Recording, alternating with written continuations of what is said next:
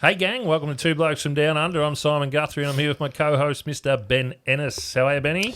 I'm good, Simon, and you? Very well, thank you, Ben. That's good. Ben, Season 2 of Two Blokes from Down Under is brought to us by Ken Muston Automotive. For all your motoring needs, pop down and see the team for Isuzu Ute, Ram Trucks, MG, Jeep, Subaru and Mercedes-Benz. That's Ken Muston Automotive, 215 Benalla Road, Shepparton. And Benny, this episode is brought to us by Extons of Benalla, proudly family owned and operated since 1952. Extons are your one-stop for all your earthworks, bulk haulage and equipment sales. You can find them at 85 Gilly Street, Benalla, or jump onto their website at extons.com.au. Benny, we've got another guest with the round ball today. Yeah. So this will be interesting. Funnily enough, the timing of it.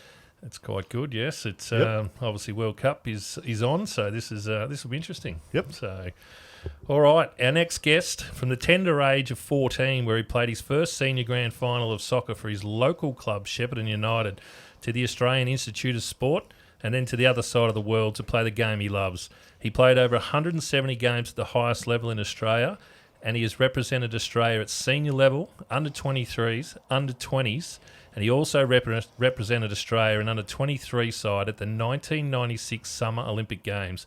There's not a lot he hasn't achieved with the round ball. Nowadays, he runs a very successful real estate business in Melbourne, along with his 4 kids that keeps him busy. Welcome to Two Blokes from Down Under, Robbie Enes. How are you, Robbie? Thank you. Welcome. Good to be here, Simon and Ben. A little bit of see ya. synergy. You got the same surname as me. Well- I didn't know that. Funnily enough, I've got a bit of a story Yes, to start that's- off with Here this. we go. It's spelt different. It is. So for It anyone is. listening, it is spelt different, but I'm going to take it back a fair while. You're a couple of years older than me, so I Yeah. reckon I would have been 14, 15, back when it was the home phone and the phone book. Yes. No such thing as mobile phone or social media. Robbie's in his prime. Robbie's in his prime, and I've already worked out I can't offend anyone here, so... No, you can't. The home phone used to ring, and either myself or mum or someone would pick up the phone, and there was always this young chick, different one every time, I reckon, but just looking for Robbie Enes. No chance. So we'd put the phone down and go and get Dad, because his name was Robbie Enes. Oh, you kidding? No shit. So the first couple of times, Mum was a bit like, what's going on here? Who are these girls ringing up looking for you? And he's like, I don't know who they are. And she's like, I don't believe you. Surely you're taking it. No, this is no shit. This is why I laughed so much when Simon said that you were coming on. And it took a little while, but there was an article in the newspaper, and that's where we worked out there was an actual Robbie Enes in Shep. And this is why the chicks were ringing up. So the old man was getting pissed off more and more every time someone rang, and he ended up hanging up in their ear all the time. And Hence why he was in his prime. Yeah. His Yeah, prime yeah. with the So ladies. So you never took their number and passed them on to me by... well, I'll tell you what, I'm surprised he didn't ring you. But, yeah, it was pretty funny. That story still gets told in the house You're sometimes. kidding. That is hilarious. No shit, it's I'll funny. have to share that one. That's a ripper. Yep, good one. So anyway, there you go. Yeah, fantastic. All right, Robbie, tell us where did it all begin for you, mate? Where were you born? And Yeah, born and raised in Shepparton, the Italian migrant family, Portuguese heritage as well on my father's side, and went through the schooling system here and started playing when I was a young lad, initially through St Brendan's Primary School. yeah, okay, so went to St Brennan's. Yeah, so we Yep. used to have little kick-arounds down at good old Shep South, Yeah, okay. down there, and it sort of started from there, and then I got involved with Shep United. As a young lad, I think I was only 8 or 9 playing under 12s or whatever it was at the time. And funnily enough, where we are now, on the way here, I went down and reminisced down the road at Central Park. Yeah, I was like, okay. wow, it's still there and it still looks exactly the same. And it was great. So, but that's how it all started for me. And Yeah, okay. of course, being a young European migrant lad, born in Australia, of course, I should say, I wasn't Yeah. allowed to play footy. Oh, you weren't? No, I can't play footy. I Can't love play footy. Aussie rules. I love footy. Everyone tried to get me to play footy. Yeah. And because and they still say today that he could have played footy, but Mum was like, "No, you're not playing that. Well, No, not playing yeah, that. okay. Keep you on the round ball game." Really? So that started from there. Yeah. Yeah, okay. Yeah. So I went to St Brendan's. Yep. Did you ever pull on the boots at all, or you never got a chance at primary school or anything to play Aussie rules? Only at lunch and recess, That's and all. I think we did a couple of clinics at the school as well, because the guys there, I remember, can't remember if they were teachers or dads. I think they might have been dads, were pushing real hard that Yeah, I okay. stay and get involved. I was like, not happening, son. Not happening, son. You're out of there. No cricket? Yeah, played a bit. I actually played everything. So we used to play tennis down at Shep Lawn. Used to ride the bikes down there and have a hit. We used to fish and do yabbying at the Shep Lake back in the day when you could. We were really lucky, growing up in Shep. I say this to my kids all the time now. Living in Melbourne and they grow up in a city environment. They miss the stuff that we did. Motorbikes, channels, fishing in channels. Yeah. We had some land outside on Dobson Road and Dobson Estate. We had a couple of acres out there, so we made a motorbike track in the back paddock, and we'd catch fish in the channel and throw them in our dams. Really? And just completely different lifestyle to what my kids have got now growing up. Yeah. So we try and get them down here as much as we can and in the bush and, do some fishing and a bit of camping and the rest of it. And they love it. Yeah, okay. And they want to do more of it, but that's life. Yeah. It's tough when you got your own business too. It's hard to get the time. Yeah, and we're everything busy. as well. We're busy. I was saying to Ben earlier, I haven't been home, I reckon, a good 5 or 6 months now. Yeah, okay. Yeah, it's been a while. Yeah, okay. Yeah. Mum know you're home? Yeah, of course, I'm staying there the night, so Didn't sneak. it was in like, and out Mum, that coming one. home, get everything ready for me. Yeah, if I had time, I would have went home and got one of my old jerseys because I got them all at home and wore it in tonight. But I came straight from work. Yeah, Yeah, okay. Mum's not still getting phone calls looking for you. well, she is. Yeah, the Shep News rang the other day. Oh, I think wow. They did an article and they gave me a call and talking about the young boy, Cool. Yes. Oh, yeah. He was part of the Socceroos, youngest ever at a World Cup. Yeah. So we did a bit of a write-up. I think that was in last week. Okay. Yeah. Yeah, okay. Yeah. Yeah, Well, nice. that's good. Yeah. So under 8s you started, or you started I believe at 8? I'm pretty sure I was 7 when I started. Yeah. Yeah. So it would have been under like just a primary school get together, kick up, and I only did that for about a year, and then Shep United. It was Barry that might have known someone at the club, and they said get him to come down. So off we went, and Yeah, okay. and from there it just progressed so rapidly. Yeah, okay. And I remember the sacrifices, that Mum and Dad made, because once I got involved there, at the age of 10 and 11, we were back and forth to Melbourne 2-3 times a week. Yeah. Because back in those days, they don't do it anymore. They had different setups, which were representative setups. So initially it was the regional teams, and that's where it started here. So Country Victoria, we were in the Country Victorian rep team. We used to go to Melbourne and play against South, North, East and West. They had all these different regional city metro teams. And then you progressed into the state team setup, and you go into state and you play against New South Wales, and it was awesome. It really provided, a representative mindset. Yeah. Young age. At a young age, which they don't do anymore. I don't understand it, right? So these kids today are growing up in their own areas and playing in their own areas, but they're not competing with... Can't elevate. Yeah, like that, can you? yeah. It's all state-driven now, not nationally driven. Yeah. But so it was... I look back now on the sacrifice that Mum and Dad made. Without that, there's no way it would have progressed. Really hard for a country kid to get involved in Australian football. Really hard. Okay. So you have brothers and sisters? Yeah, 2 sisters. 2 sisters? Jess and Christina. Jess is the youngest. I'm the oldest. Christina's in the middle. Yep. She's over in London, Christina. She's been over there for about 10 years, and Jess is in Melbourne with us. Yep. So were they playing sport back then as well, or? Netball, predominantly, but they were heavily involved in the arts. You might remember they're always involved in the concerts and musical arts. So they love to perform on stage. Yep. Yeah, so I used to go and watch them, and even as they got older, Jess has done quite a few in Melbourne as well. Yep. But now she's a mum and professionally working, and everything changed for them. And Christina's been involved in TV. Yeah, For the last 15 years as a producer in the UK. She's done some big shows over there. Yeah, nice. Yeah. Yeah, but Mum and Dad still had to split the time back then too, though, when they were running you around. Well, it was easy for the girls because they were just in Shep. Yeah, righto. So I was the only one heading up to Melbourne Yeah, and fair back. call. Yeah. And they were fun trips, I used to get McDonald's on the way back. It was great. I loved it. Every trip on Everyone the way says back. that. Yeah. Macca's, come on, let's go. Yeah. We had Vinny Leah in here as well. Oh, We've yeah. done an interview with Vinny, and he said the same thing. We'd take a bus down, like a couple of us, and we'd always get Macca's Always on the way Macca's home on the and way stuff. back. Good boy, Vinny Leo. We know his dad really well. Yeah. And we've had a lot to do with him over the years. Yeah. His family's involved in Richie's business. Yeah. Renato, cousins of mine, and Renato family. So we go a long way back. Yeah. We're talking about the famous Mimo here. So Yeah. shout out to Mimo. Yeah, shout out to Mimo. Good man, Mimo. He's a good man.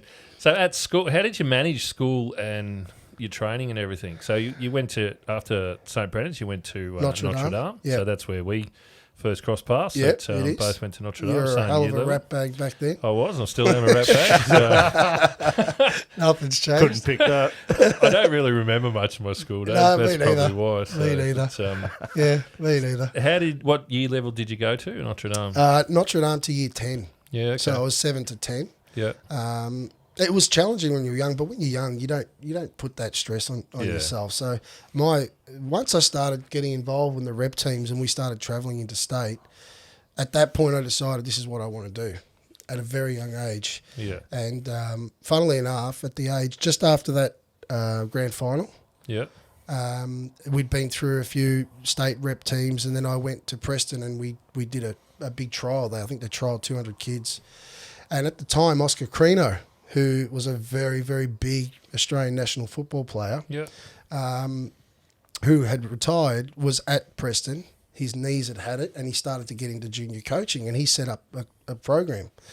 And they chose 15, 16 boys, and I was lucky enough to get in with the city boys. Yeah, okay. And, a lot of the stuff he taught us back then, I took all the way through my career. Little things like, treat the ball like a diamond, don't give it away. I mean, it's really simple terminology, Yeah. but Australian football, traditionally, we're not with the ball. We're all about, guts and heart and get stuck in, but be a little bit creative, be technical. And he was a gem. So from there, I moved to Melbourne, lived with my uncle. At what age? I would have been 14, 15. Yeah, okay. So I left Notre Dame year 10, probably, I think, first You were term. 15, yeah. First term, headed up to Yeah. Melbourne, lived with my uncle in Mill Park and my auntie, and went to Parade College. Oh, really? And so then I was at Parade College for year 10, and then it was really getting really difficult for my uncle. Was a bit older and was stopping to drive to get me in and out of Mill Park to Preston for training and all the rest of it. I used to catch the bus to school, so that was easy. Yeah. So then we found a family at Preston that would look after me and put me up. So initially it started with them. They didn't have a room, right? And this is back in the day of 18, 20% interest rates Yeah. when times were tough. Times were tough. Very, very tough. And mum and dad were doing it tough, but they had this battened up, belted up, really crappy old caravan. It's a true story. So they brought the caravan to Melbourne and put it in the driveway of these people that were going to put me up, their house. So I'm living in a caravan in their driveway, at their house. And I was And year they're 11. not even friends or family. No, I was year 11 Parade College. Not even friends or family, just a passionate family that Yeah. were involved with Preston Yeah. Football Club at the time. So they were paying them, mum and dad were paying them rent, obviously, and they'd let me come in and they'd feed me and I'd use the bathroom. But I slept in this bloody caravan. Now, the street that they lived in was probably one of the most dangerous and reckless streets in Thomastown. And nightly, I'd be under the covers going, what the hell is going on outside? Yeah, oh, Like really? horrible stuff. I don't know if I can mention it. You can on say this. whatever you want. So whatever there you was all sorts of, there was people that had drug issues. Yeah. There were dealers. I would go to the bathroom as I got off the bus at the bus station. Walking back to the house, if I was busting, I'd have to go to the bathroom at the petrol station in the corner. I remember one day I walked into the toilet and there was someone, with a needle. Shooting up. And I'm like, bloody, and I'm 15, right? And I'm like, Yeah, country boy. coming out of Shep, you don't see anything. I'm just riding motorbikes up and down the channel bank. I don't look at this stuff. So that was nuts. Thankfully, I was only there for about 6 or 7 months because we went through another state rep tournament, and the AIS said, we want you to come to Canberra. Yeah, okay. So I went from Shep to Melbourne at 15, and then I went from Melbourne to Canberra for 2 years and lived at the AIS, did year 11 and 12, did bugger all school.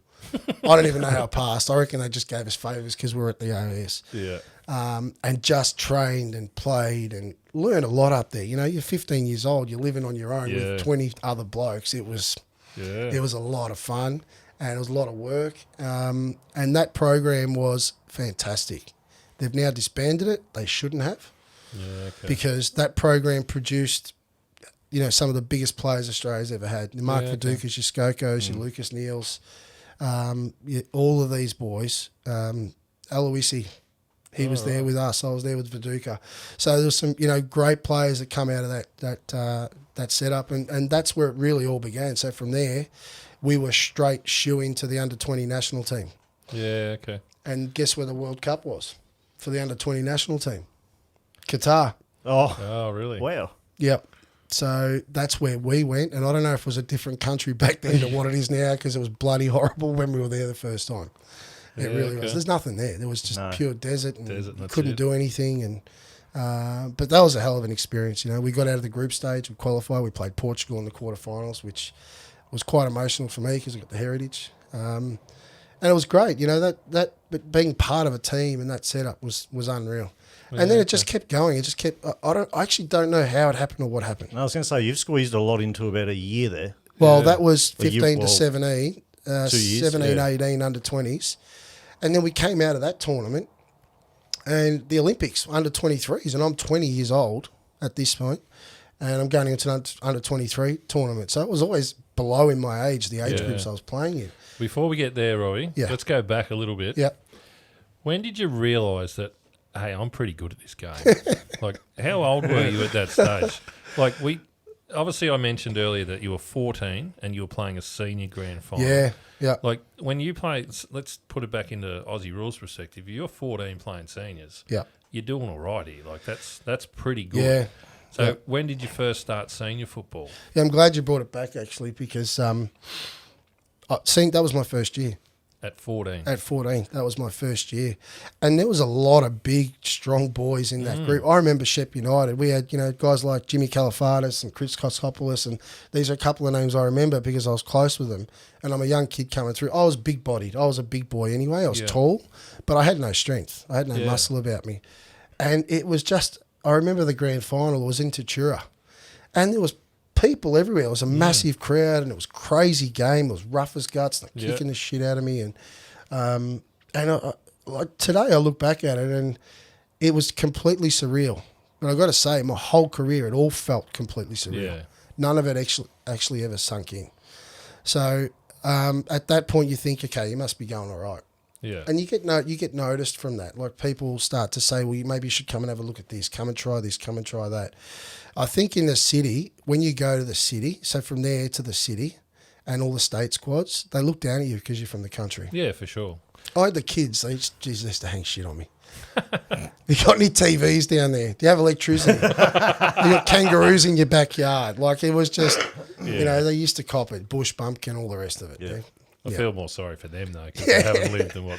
That's what I used to tell them. So in that year, when you were 14, did you stand out in that year against the men, or did you just sort of... Obviously, you were good enough to play and you were good enough to make a grand final, but did you stand out against them? I don't know. Not sure? I actually don't. I mean, from my perspective, I was always very modest. Even when I reached the high, I was always very modest. But from my recollection, there was a lot of praise from the media, from the group. Obviously, playing at that age, they must have thought I went all right. Yeah. But I always felt very modest. I didn't notice it too much. So it's actually a tough one for me to answer. Yeah. But you'd have to think that, I was. Did the men target you at all? Yeah. Oh, yeah. So they were rough-bodied against you? They thought, well, it's a mental thing. And I had that all the way growing up. It didn't matter where I went, whatever club I was at, because you're a young kid coming through. Back then, it's not like today. Yeah. Today, they're very careful what they say and what they do, because everyone's a bit softer today. It's true, right? You can't, even the coaches today, like who was the North Melbourne? Was it the North Melbourne footy coach that got the bin because he was having a crack at his players? Yeah. Back in my day, whether it's football or AFL, it doesn't matter. It's the same. Yeah. They would say and do whatever they wanted. There was no PC brigade, right? It was full on. So to answer your question, as a young boy coming through, absolutely they targeted you. Really? They wanted to find your weak spot. This is what's going to happen to you, son. We're going to toughen you up.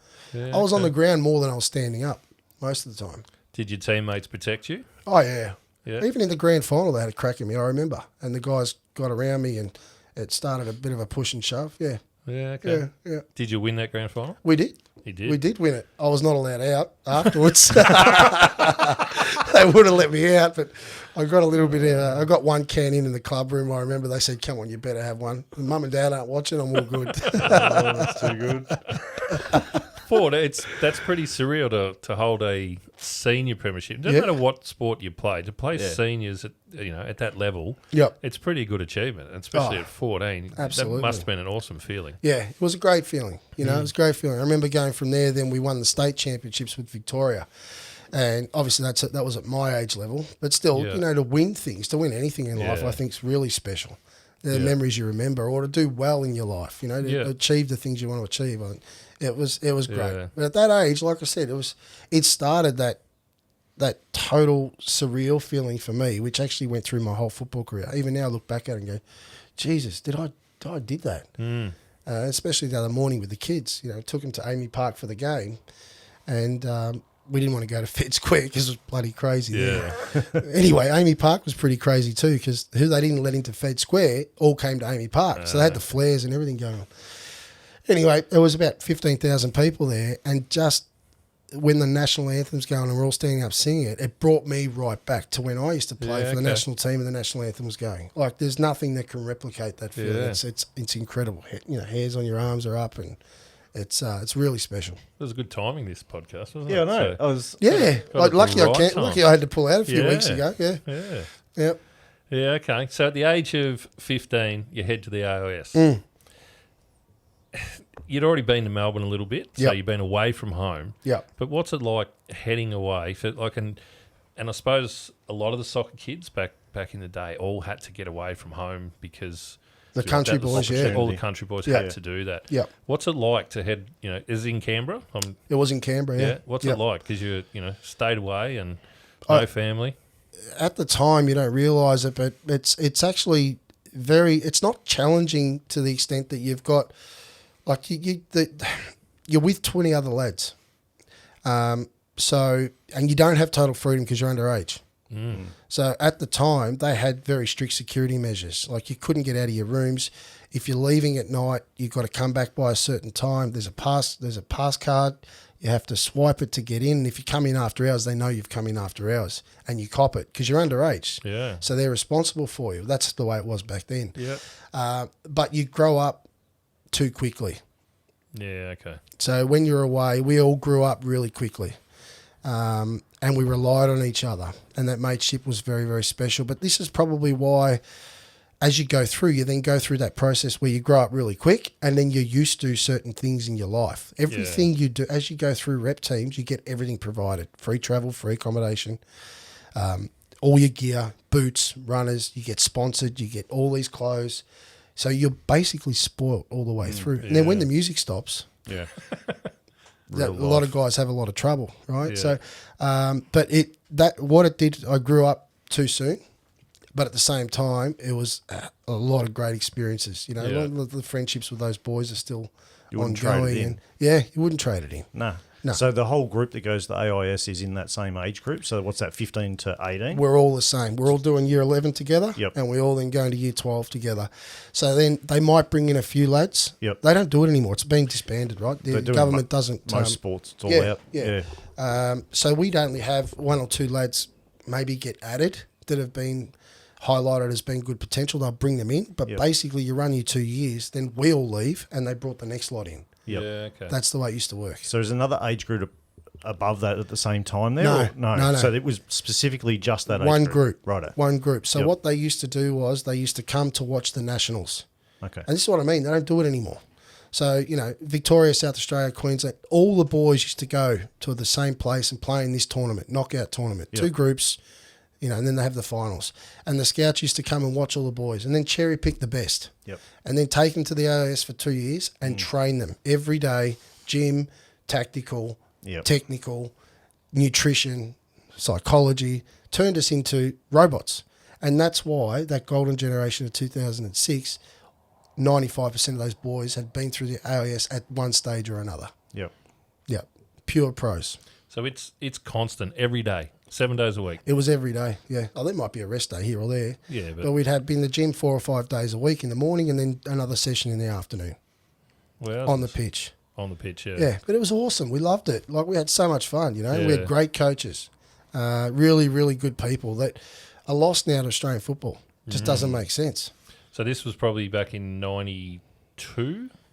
It would have been, What Yeah, 90 year 11 would have 90 been 92 for you. oh, God, you do the math. I Yeah. can't remember that much. Yeah. What am I now, Year 10 40? we were 91, so 90 because we would have finished year 12 93. Yep.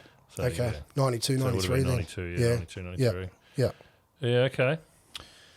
It's something I don't think I could have done, but I suppose when you're involved in that sort of stuff, you either grow up or you sink or swim. You got to take the opportunity, don't you? Yeah, It's like anything, if you liked riding motorbikes and that was your passion, then you wanted to get to where you could go. Or if you liked fixing cars and you end up owning hot rods and fixing them up and taking them down to Poplar Ave and having a run. Yeah, Benny. we call that Mexico. So when you said you were at the Nationals, like that was Victorian? Yeah. You were playing for Victoria? State of Victoria. Yep. So that's all of Victoria, not country, not metro? So there were the regionals. Yeah.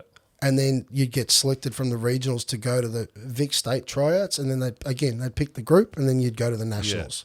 Yeah. Yeah. So it was a selection process, and you got selected. I remember, I've got all the photos of the first state team that I got selected for. And I was in the caravan. My mum's come down. I've just got all my bag with all my gear, and she's taking photos of me and my state gear. So how do you get notified that you've made the state team? We used to do the trials, and then they'd basically that's a good question. They ring you or No, I think they did it. They did it whilst you were there. So they'd have a group, and then eventually the group would dwindle down. Yeah. And then they'd say, righto, there's 3 to go. They'd say, and then these guys stay and you're in. Yeah. And away you go. So you get notified at your training. Yeah. And stuff. Yeah. That would have been a proud moment to make the Victorian side. Yeah. I went to, I think, 2 nationals, and then from there it was basically straight to the AIS. Yeah, okay. Yeah. Well, and the AIS is specifically for a national team. That was set up to groom for the national team. Yeah, and then you still have to get selected from there. But yeah, so we used to play, the way they set it up was we were young boys and we were playing seniors. No, we weren't. So back then the National Soccer League was around, all the old clubs, Melbourne, Croatia, Sydney, Croatia, and they used to have a youth league attached to that. Okay. So the AIS was in the youth league. Rightio. And then we'd also play in the local Canberra league against the Canberra teams. Yep. So you'd train all the time, but then you'd play as well in that league. Yeah, we were involved in the league. Yeah. So how do you go like off season though? Like, because obviously you at the AIS for the whole year. Yeah. So obviously you don't play all year. No, there was the season, and then the off season we'd have a small holiday break. Yeah. During school holidays, we'd go back home or whatever and come back, and we'd just continue to train. Yeah. And they would organise friendlies against all the local Canberra teams. Yeah, or we'd go on trips. Yeah. So we went on, we were so imagine me 15, 16, we went to Brazil. For really? example. Yeah, we had a trip to Brazil. We had a trip to Malaysia, Kuala Lumpur. Brazil was unbelievable. When we got there, I was going to say, was that your first trip? This is when he was in his prime. Yeah, I was going to say. They did it right. Was ringing red hot on this. They did it right, yeah. So they said, we'll go to Malaysia first. We get that out of the way. And we'll do the proper thing. We'll play all our games and we'll train them up. And we went shopping at flea markets. And that was in the first year we were there. The second year, we went to Brazil. After 3 days we were there, they cancelled all the games. Like, it's too hot. You've worked your asses off this year. Let's have a holiday. We're on the beach every day. And we were there for 2 weeks. We played one game. Wow. It was 35 every day. And then after that, we stayed in a hotel. And we were there for a week and a half. And they took us everywhere, sites. And we went up and saw the big statue of God. And we were just on the Copacabana every day, swimming, playing soccer on the beach. 17-year-old boys. The coaches, why do you reckon the coaches sacked it? Yeah, that's right. Wasn't because of us, yeah. They were having a great old time. Wowzers. Yeah. That's pretty impressive that you get to go and do those friendlies. And as a young kid, it's an awesome experience too, isn't it? You get to go overseas and see different cultures. There's not many blokes who can actually get to leave the state, let alone go overseas and stuff. We were very lucky. I went through my first passport by the time I was 21. Oh, wow. I had to get a new one or stamped out. Wow. Yeah. Yeah, very, very lucky. Some massive trips. Great times. You just imagine travelling the world, and it's not always the same guys because squads are different, and you're staying in hotels, and you work damn hard, and then when they let you off the leash.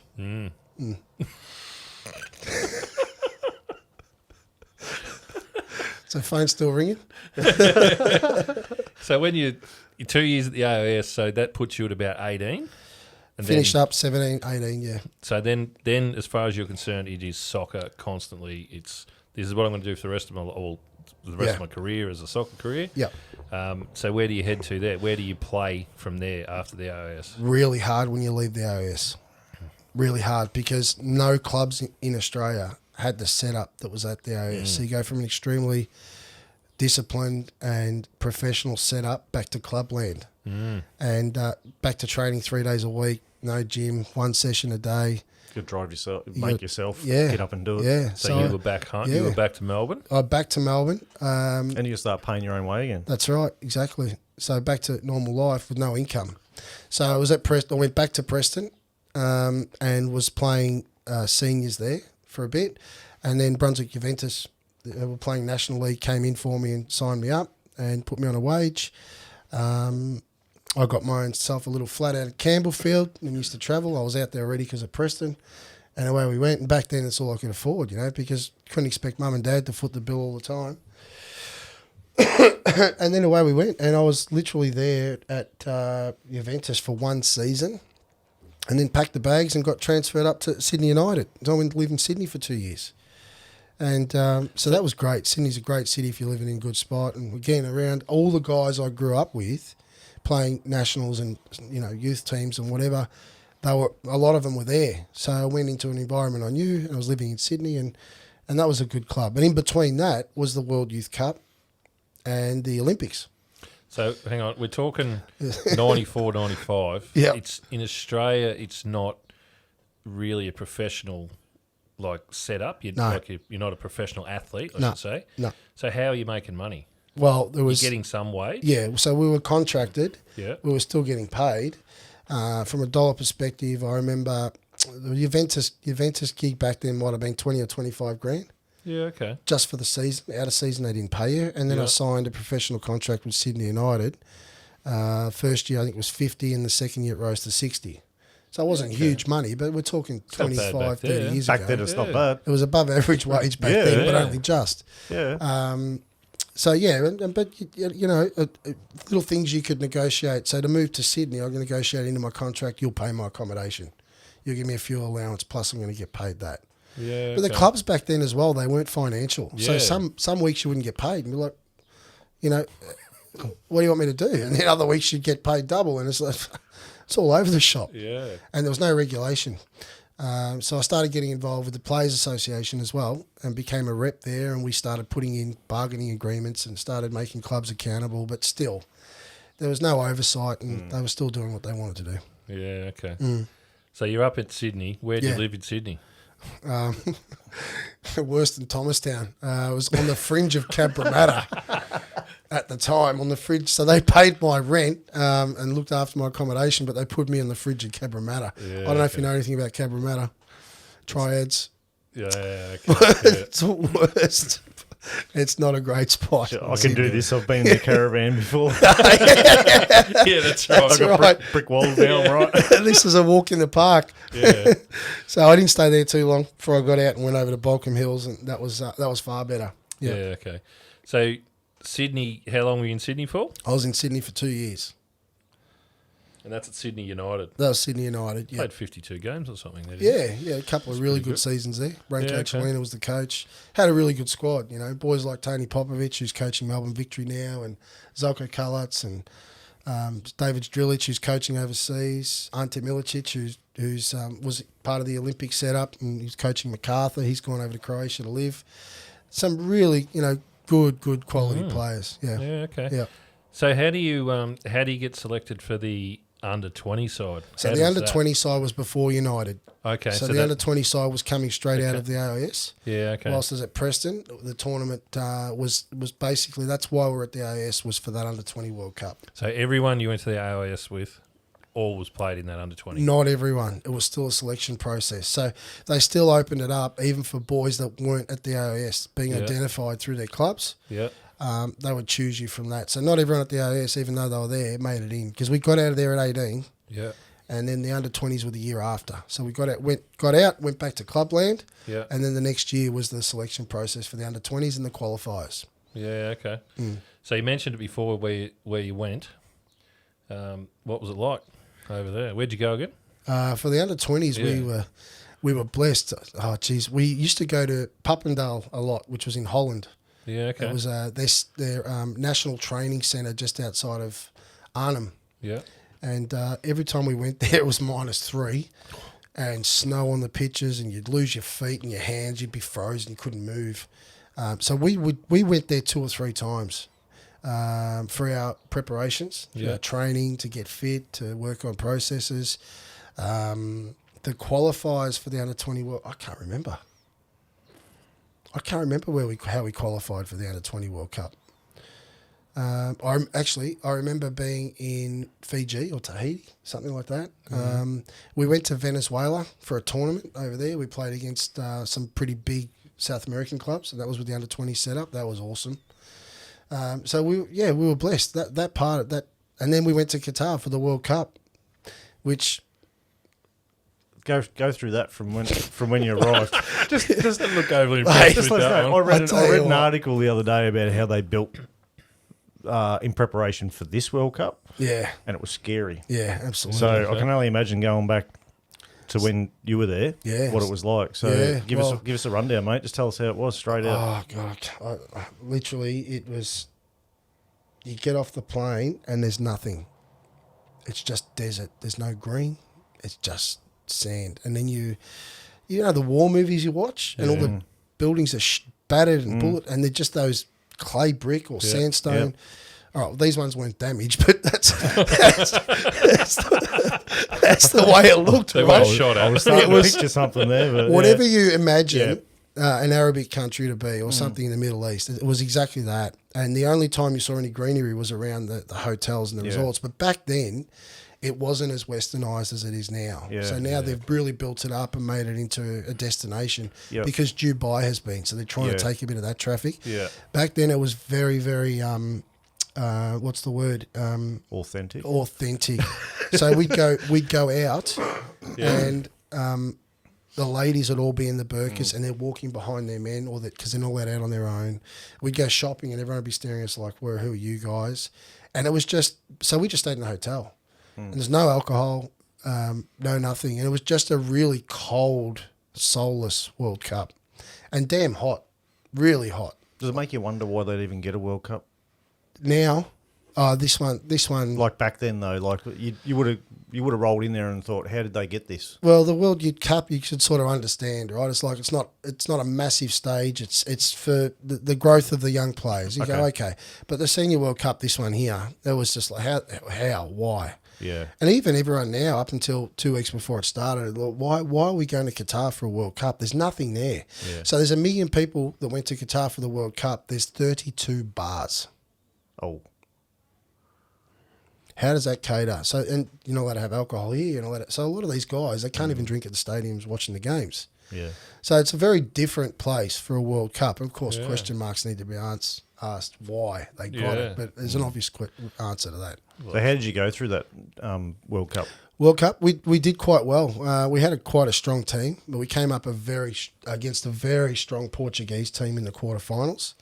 Had some really good players in that team, and we lost 2-1. So a bit like the game against Argentina yesterday. We represented well, but in the end they went on to win the tournament.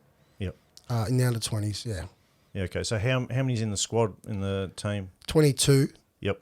Get taken away, and 11 are playing. You find out just before the game, or you got a pretty good idea? No, I was vice captain, so I was basically playing every Don't game. have to worry about that. Pretty simple. Yeah. That's good. Mark Viduka was the captain, and I was the vice captain. Yep. For the boys that do miss out, though, is it a bit of a last-minute thing, or is it?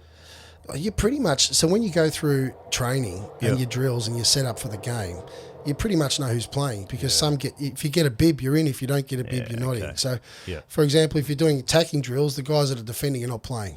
Yep. And vice versa. If you're doing defending drills, the guys that are attacking are not playing. Yeah, okay. Unless they do it both sides. So you pretty much got an idea, and then you run all your setups, your corners and your free kicks. Yep. Yeah. So it's an injury generally or a really bad performance the game before you sort of question who's going to be in that spot. But otherwise, It's pretty much all premeditated. So really, out of 20 or 23, whatever you said goes, there's at least 10 that know most times they're not getting. They're a gig. squad player. Yeah. Yep. Okay. Yeah. What's it like for them? Well, you probably I was didn't. one of them. Yeah. Later on, Yeah. in the seniors, Okay. squad. Yeah, Yeah. absolutely. Is it tough? It's Were you still along for the ride?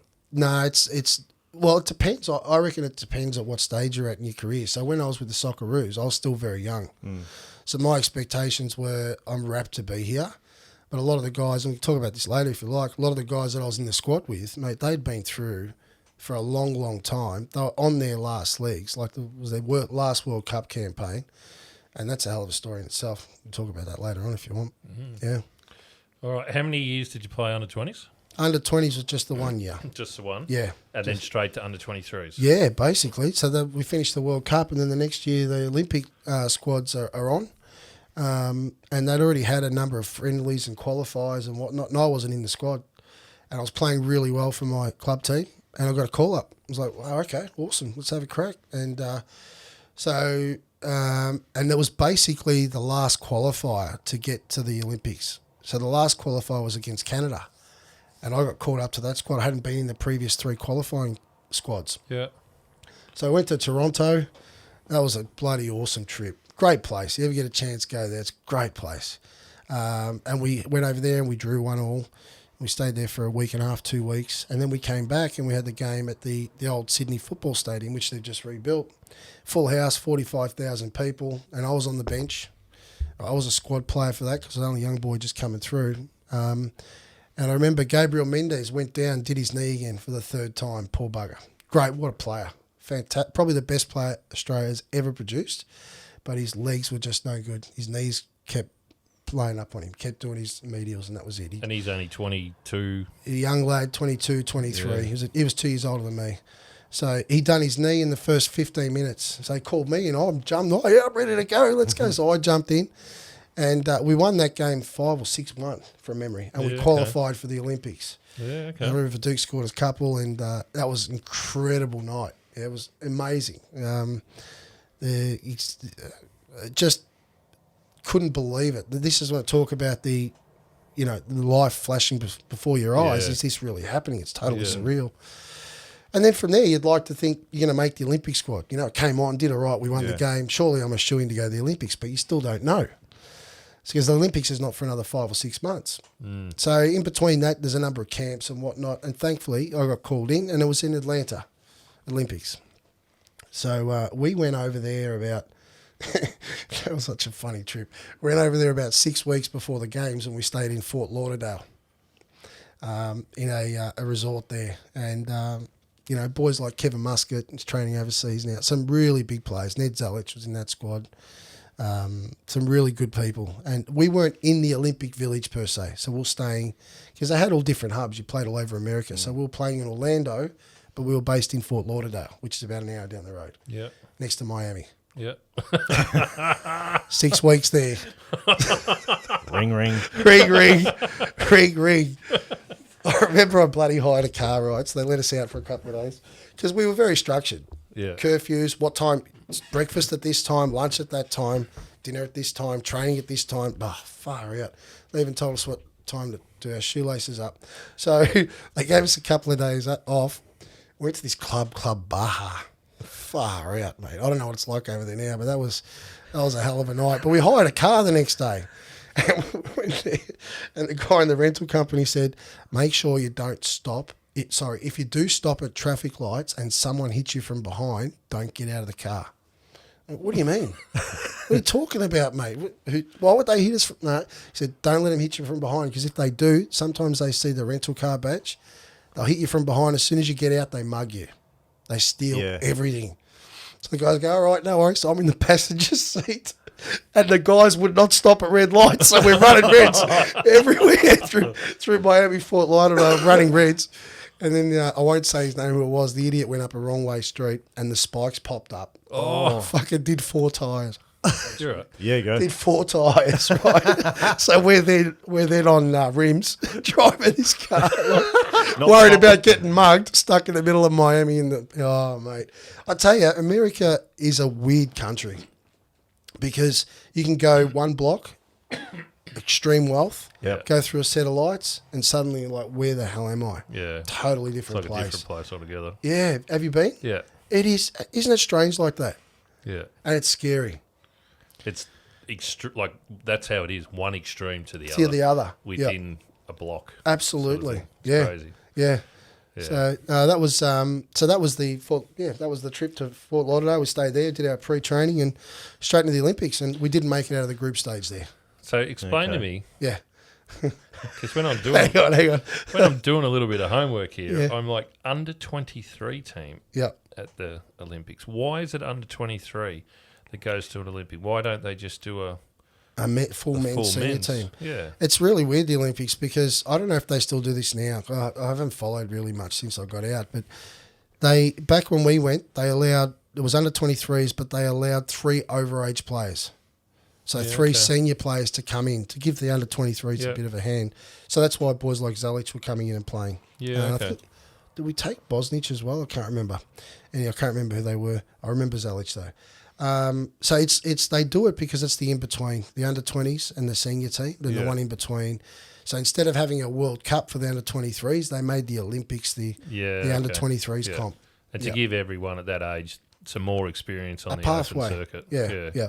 But it's a bit more like now it's a bit more of a token tournament because if you're good enough at a young age, you see a lot of the squads now, like a lot of the Spanish boys are 18, 19. Yeah. You're playing senior football if you're good enough now. They bring them through earlier. Yeah, okay. Yeah. Yeah. So how'd you go? You played 4 games. 3 in- games. 3 games. Didn't get through. Didn't no. win a game? No, didn't win a game. Did you play? I played, I think, all of 8 minutes in 3 games. So I was still a squad player then. So back, Yeah, as okay. you say, what's it Yep. like to be a squad player?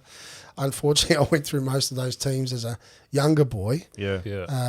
and I felt it then. But it was okay. It was part of the group. Enjoyed being there. Was happy to do my bit when I got called on. Was busting to play. Love to play, but understand that there are other boys in front of me that were probably a little bit more experienced and had the edge. Yeah. Yeah. And that's really just a luck thing, isn't it? A timing. Like if you had been 22 or 23, you probably would have got more game time because you're a bit more experienced and That's everything. right. But you're 20, you're not going to get another crack at. Well, the Olympics are every 4 years as well, aren't they?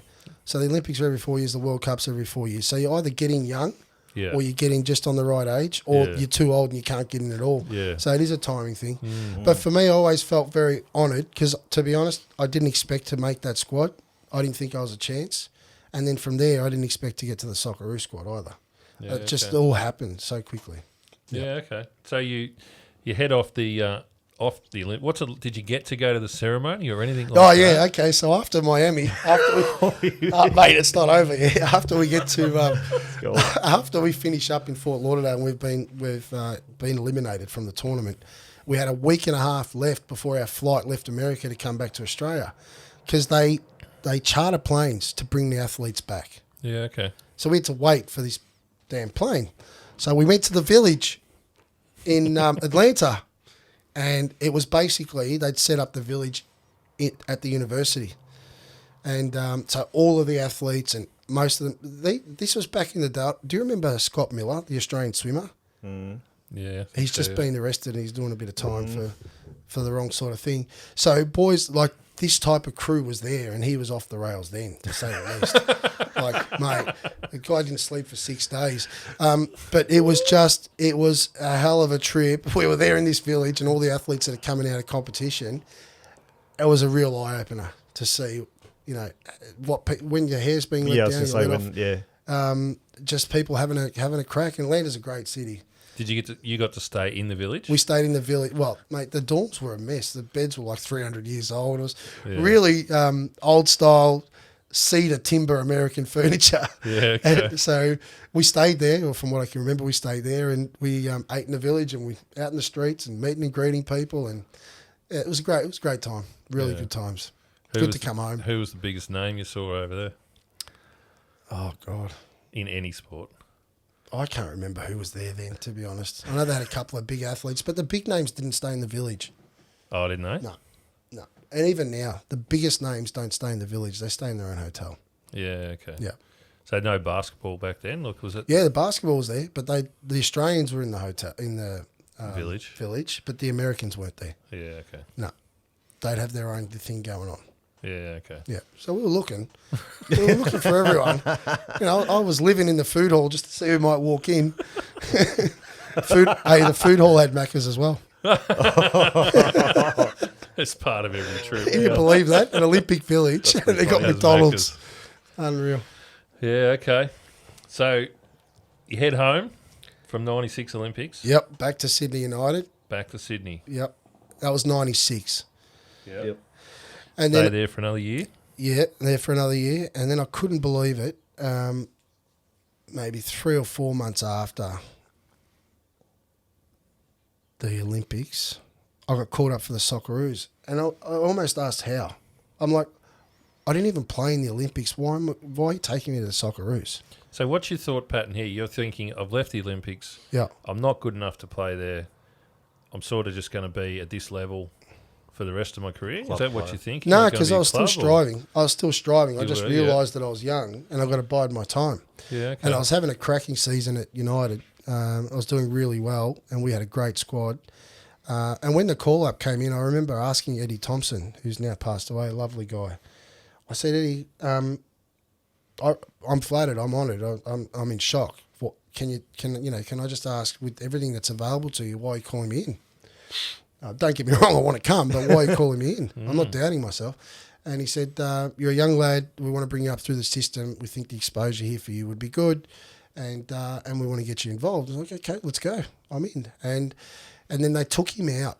And Terry Venables came into the fold from the English, like for the World Cup qualifiers. They brought in Terry Venables. So once they got rid of, Raul Blanco and Leslie Scheinflug and Eddie Thompson, because they'd been part of the national setup for years, they brought in Venables. And we were at that stage, stage fright. This guy is a massive figure in English football across the world. He's running academies all through Europe. He's been coach of Tottenham Hotspur and the English national team. And like, why is he coming to coach us? And they set up all these different types of games. I remember it was like the National League All-Star games and whatever else. And in the end, they started to become, for him, scouting missions to see who he might want to use in Australia and overseas. And he put together a squad. And that was the 97 World Cup qualifying squad. It was a lot of boys to pick from. And that was probably, although I didn't play a hell of a lot, I played a couple of the qualifiers but didn't play a game in the main qualifier. That was a highlight of my career, no doubt. So that squad was, I've got a big photo of it in my office. Harry Kuehl, Graham Arnold, Robbie Slater, Mark Bosnich, Johnny Aloisi, Alex Tobin, Craig Foster, who's now the big head of Australian football. It was the golden era of that generation. Like, boy, and that was their for a lot of them, guys like Graham, who's now the coach of Australia national team. That was their last World Cup because they were starting to get on in age. And we the main qualifiers were against Iran. We kept ending up in the Middle East. I don't know how. Anyway, so we went to Iran for the first game, which was just like Qatar. Yeah. But oh mate, we that was a strange place. I should actually tell you about Saudi Arabia as well at one stage.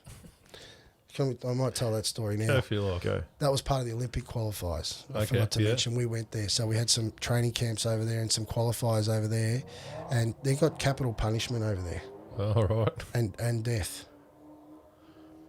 So, and they do it in the square in public. And one day we were out, and I remember, and it was absolutely shock. And we witnessed a beheading. What? Yeah, true story. We Wasn't witnessed- this 96 or something, not 1420? No, mate, they've still got it over there. So Really? public stoning and beheading and things like that in some of the Middle Eastern countries, it's still there. So this year we were there and we were out shopping and we saw a crowd of people. We didn't know what the hell was going on, and they were shouting and screaming over the speakers. And apparently it's for adultery, homosexuality, stealing, whatever else. And we witnessed... And a few of us went right after that for a while. No. We witnessed a public beheading in Saudi Arabia. Yeah, that's all fucked up. Mate, that was. I'm glad you said it because that was fucking shocking. Yeah. Yeah, So I can imagine. Yeah. you didn't get any prep or anything on that? Like, hey, No boys, if idea. you see a big No crowd, don't warning get it. near it? If No you idea. get- yeah. We'd had a day off. We were out shopping, and we literally stumbled across it, and we're like, "What's going on here?" And then That's amazing. yeah. So then, so we weren't too fond of the being over there in the Middle East, but Iran, we ended up over there. We were locked in our hotel. They wouldn't let us out of there. A bit of friction going on at that time politically with the West. Yeah. And that was a hell of an atmosphere in that stadium. Far out. 60, 70,000 people, men only. They didn't allow women to go to the games. The place was shaking. I remember Harry Kill scored a goal. We were 1-0 up. They scored 1-1. All right, that's a result. So we've left Iran, thank God, and we've come back to Australia with a 1-1. Before that, we did a training camp in Dubai. And that was when Dubai started that construction. Yeah. Mate, awesome place. Like Dubai, if you get a chance to go and see it, it's unreal.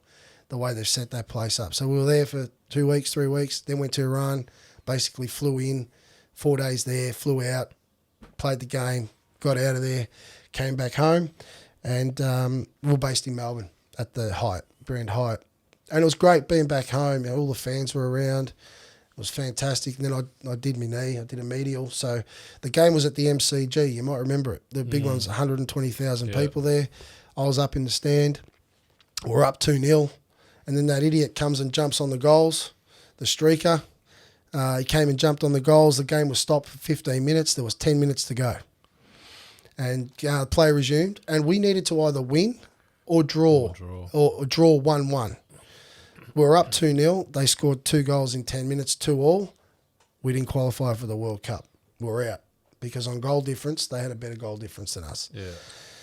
So that was horrible. And I remember after the game, we'd come down and we were celebrating upstairs. You know, we're going to the World Cup, we're going to the World Cup. And after the game, when we drew and we got knocked out, came downstairs. And, you know, to see boys like Graham Arnold and Robbie Slater and these guys that knew they didn't have another World Cup qualifying. And it was their last stage.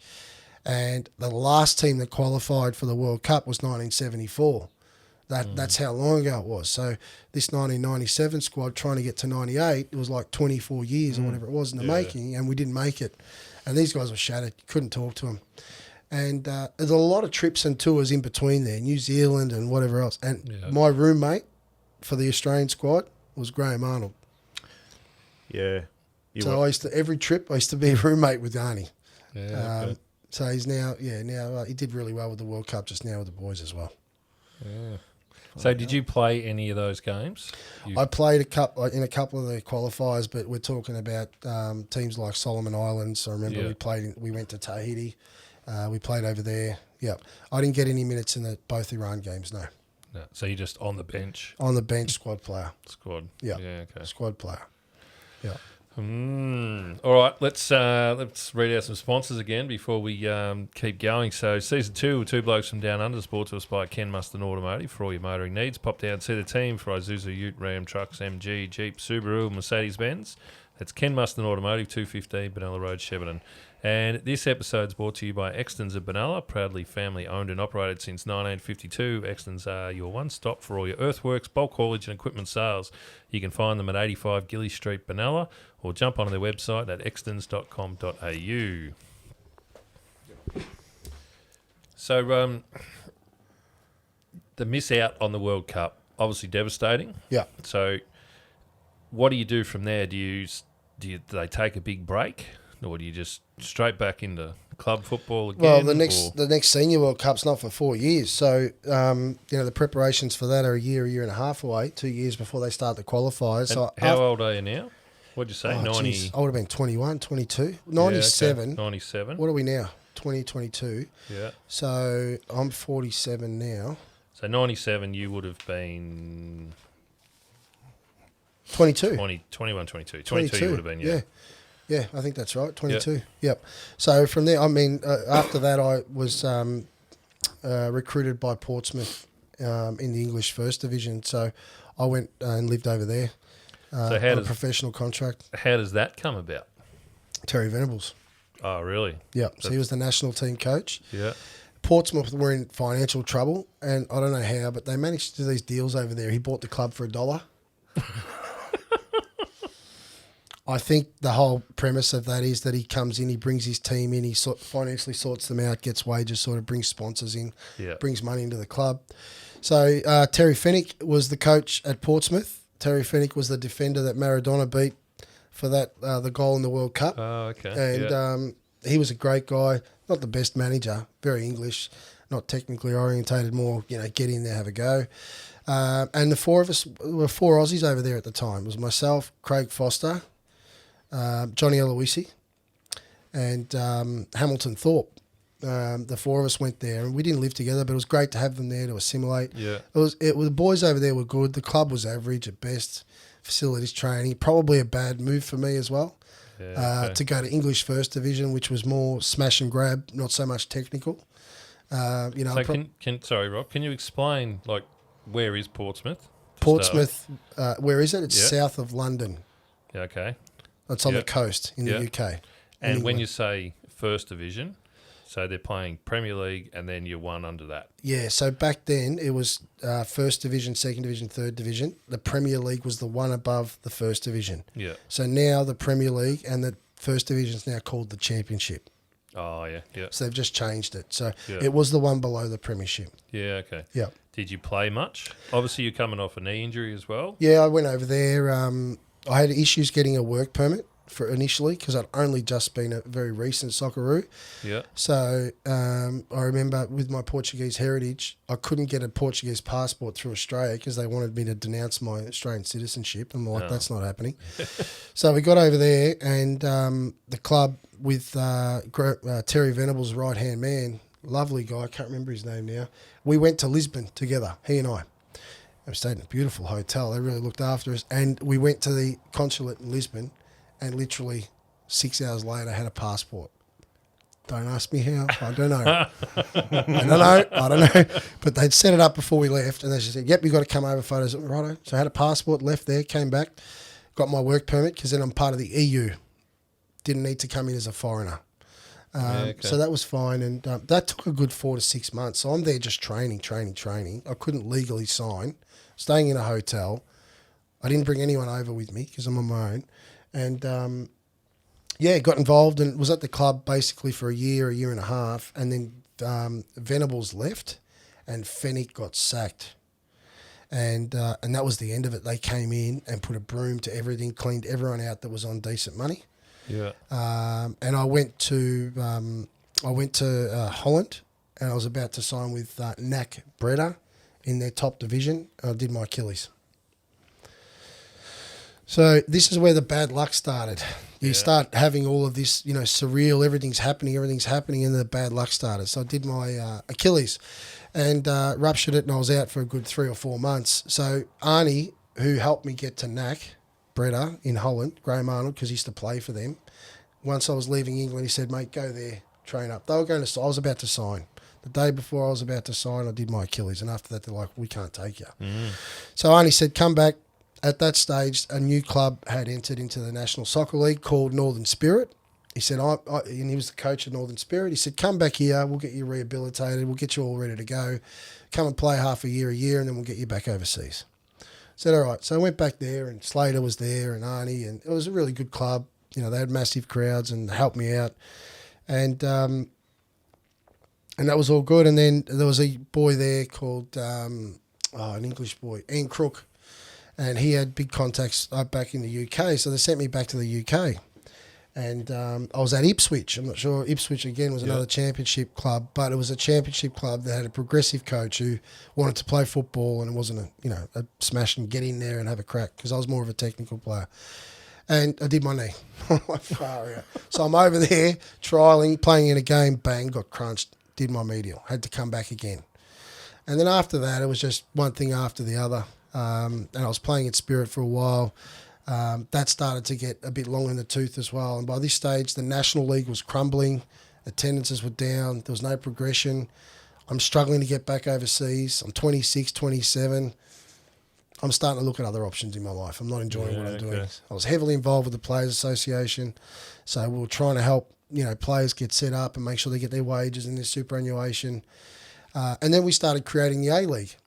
So at the PFA, we started to create the model, the template for the A-League and New Australian League, bring in sponsorship money, etc. Yeah. By the time I hit 27, 28, I'd had enough. And I'd left Northern Spirit. I went to Marconi and I thought, that's it, I'm done, retiring. So I retired and I come back home to Melbourne, and I'd done a little bit of property over the years. So I rang one of the agents I did some business with and said, hey, give me a pre-season in real estate. Let me see if I can make it work. He said, why should I take you on? I remember very clearly. I said, why? He goes, why should I take you on? You don't know anything about real estate. All right, you've bought and sold a few over the years, but you don't know anything about real estate. I said, Mario, his name was Mario, believe it or not. I said, mate, I've done 15 pre-seasons. I'm sure I can do one with you. Yeah. And he gave me a gig, and the rest is history. Yeah. So let me go back to Portsmouth for a minute. Yeah. You're 97, so you're about 22 or something when you head over there. Yeah. You head over by yourself, no family?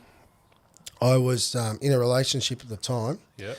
Headed over on my own until my residency situation was sorted out, the passport and my ability to play. And then I brought my then partner over.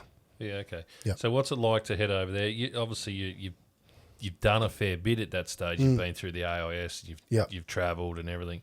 But we're in a different country now where you're going to have to actually live. Yeah. What's it like to adapt to the culture and everything? Mate, what's it like to have it being dark at 3 o'clock in the afternoon, constantly raining? Oh, what a miserable place. Mate, there's no wonder they love the alcohol so much over there. There's literally, it is dark at 3 in winter and it's cold. But there's something special about England. Like there's a culture, there's a vibe. I spent a lot of time in London when we could get away from, the training in the city. I spent a lot of time in London. It's a beautiful place. And being there was, you're so accessible. You jump on a plane, you're in France in an hour. Yeah. Wherever you want to go, everything's right there, It was amazing. It was great. I didn't enjoy my football there at all, but to learn a little bit about life and to see another way of life was a beautiful experience. Yeah. Yeah, okay. Did you get another gig at the Socceroos or you didn't? After that, once I'd finished up in England and came back, I was literally injury riddled for 2 or 3 years. Yeah. And I just couldn't rediscover what I had. So you had 7 games that you played for the... Yeah. And that was all part of that 96, 97 squad. When you say 7, as long as you're a squad member, you actually get a number against you. So that's one game. Yeah. So... No, it's only the games you come on. Yeah. Or you have some activity in the game. Yes. So the 2 games against Iran, I was in the squad, but I didn't get caps for them. Yeah, okay. Yeah. So you need to be named on the team sheet. Yeah. On the bench or on the pitch. Yeah, if you're in the stand. So I can't remember what it was. I think it was 11 on the ground back then, a goalkeeper and 3 substitutes. So there were 4 and 11, 15 on the team sheet, and the other 7 are in the stand that don't get the cut. Yeah. Yeah. So you're just a case, you were just support for everything there. Yeah. Yeah. Yeah, okay. Is that hard? Or you just, like you said before, you're just young and I was young. I'm up against seasoned and experienced players that there's a hierarchy in anything in life. And there was a definite experienced hierarchy there. You just wait your turn. Yeah. Yeah. You still get kicked and you're still a young kid and Yeah, okay. Yeah. So you still love your soccer? I do. I enjoy it now from a viewing perspective. That's it. My young one, my 8-year-old, he loves it. He's up with me every morning watching the games, and whenever I'm home, Dad, let's go training. And he's got a bit about him. He's pretty good. He's only little. He's very slight, but he's got a good brain about him. Yeah, okay. Good footballing brain. When you finished Marconi was your last team. Yeah. Did you go and play like local football or anything? Yeah, I did. So when I came home, I didn't want to play professionally anymore. I didn't have the time because I was working and I got into real estate. But I had a good 3 or 4 years at a local Melbourne club called Clifton Hill. So some boys that I played with in the Vic State teams, the young boys, but they never actually went on to be Australian representatives, gave me a call and said, Rob, want to have a kick? I said, yeah, why not? And that was so much fun. So we're in Division 3, got promoted to Division 2, got promoted to Division 1, and we're like, there was no pressure. Yeah. and there was no expectation, and we were just having a great time. And a good bunch of boys. I still talk to a lot of them today, and I'm still active at the club. We sponsor them, and I go down there do auctions for them and club nights and whatever else. Yeah. Oh, that's good. Yeah. Yeah. Good to give back Yeah, a bit too. absolutely. So, Yeah. that's really good. What's your highlight over your career? One of my clearest memories, or there's two actually, is that game against Canada, the Olympic qualifiers at Sydney Football Stadium, full house. That was completely surreal. And then the other one is against Norway for the national team. Again, 50,000 people at the Sydney Football Stadium. I started that game. That was incredible. Those two games were unreal. And every other game I was a part of, singing the national anthem. Yeah. Yeah, incredible.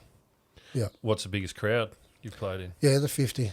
The 50? Yeah, both times at the Sydney Football Stadium. Geez, it would have been good to play that game at the MCG in front of 110 or whatever. Oh, I tell you what. It felt like that, but it being a part of the squad, it felt like you were playing it. Yeah, okay. Yeah, you ride every bump, it's I'll never forget that night because it was bloody sad.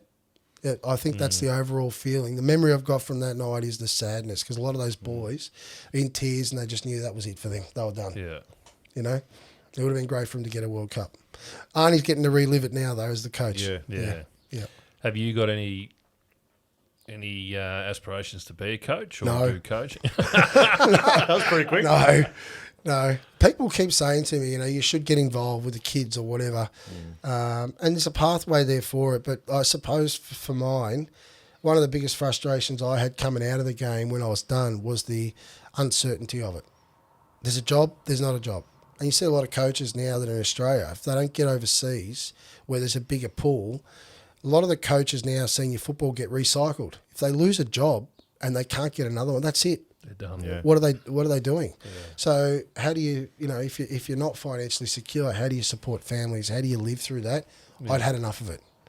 Once I was getting out of the game, I was out of the game.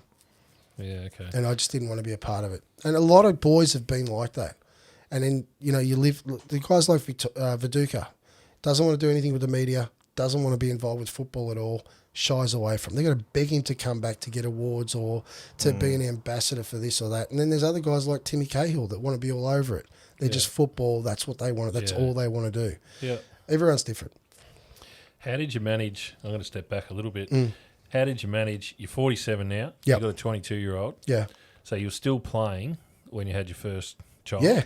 Yeah. Whereabouts were you? In Sydney. You were in Sydney. Yeah. at that Northern stage? Spirit. Yeah. Yeah. Okay. What was the wage like back then, if you don't mind me asking? I don't mind you asking. I don't mind you asking. I'm not going to tell you, but I think you said it earlier. It was 50 or 60. No, So no, it was no. a different one. Okay. No, so I went to the UK. So from Sydney United, 50, 60 grand. Yeah. Went to the UK at Portsmouth, and that was 220 grand gig, Australian dollars, because we're getting paid in pounds then. It was like 100,000 pounds or something. 250 grand, whatever it was. yeah. And then when I left, they had to pay me out because I still had a contract, and they basically sacked us. They said, we've got to move you boys on, so they had to pay you out. So I came back to Australia with a bit of money. And the Northern Spirit, they actually paid quite well above the Australian standard back then. I think it was like 3 grand a week. It was 150 grand.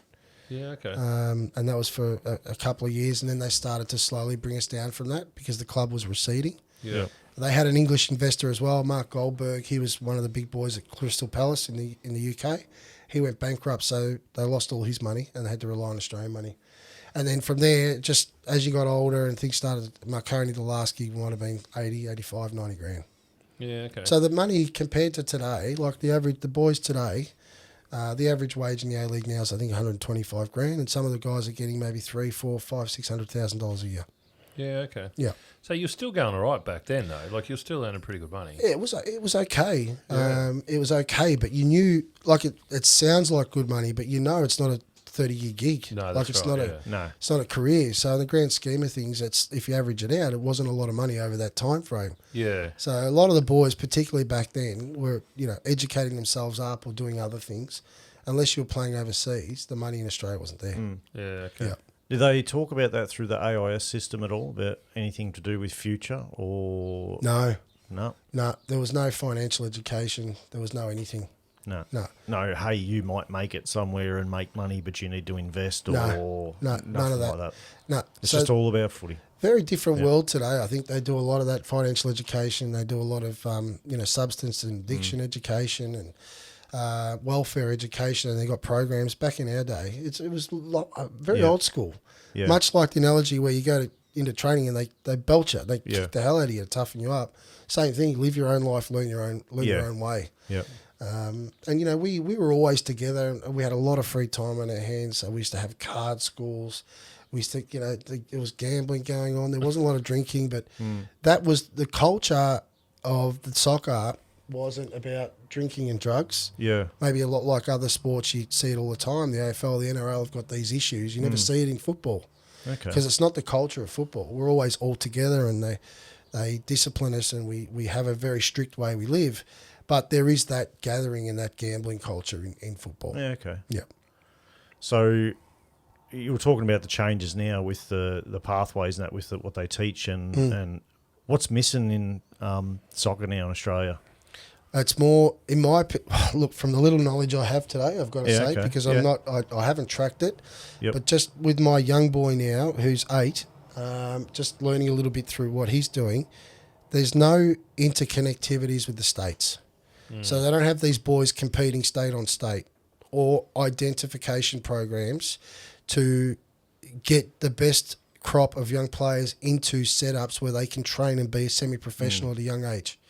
So what I mean by that is they used to be the AIS, they used to be the VIS, QIS, NSWIS, New South Wales Institute of Sport, Victorian Institute of Sport. So if you didn't make the AIS, which was the federal one, you could still get into the states. Yeah. You used to play state championships, regional. They don't do it anymore. So now they've got this NPL structure, which they call the National Premier League, but it's state-based. So all the clubs in Victoria that have National Premier League accreditation, they just play each other. They don't send them into state. I think there is a national issue of recognition, and it's too fragmented. I don't even know if they're doing under 20. I think they're still doing under 20 World Cups. I know they're definitely doing the Olympics, but none of our junior teams have done anything for years because there's no pathway. There's no pathway. They're still at the clubs, and they're not getting the training and the setups that they used to get. It's getting pretty hot in the media this week, I think, about that subject. Absolutely. Yeah. Yeah, absolutely. But we've spoken to a lot of like pro athletes and stuff that came through the AIS system, no matter what they did, and every one of them has all said the same thing. It was, but it doesn't exist anymore. Yeah. It didn't matter what sport it was, but everyone's pointed to that direction as being the failure from then on. Absolutely, no doubt. No doubt. I don't know how much of a responsibility it is for the government to fund every sport in our country. I've never quite understood the political connection with sport. I think you look across the world and most governments will support a structure.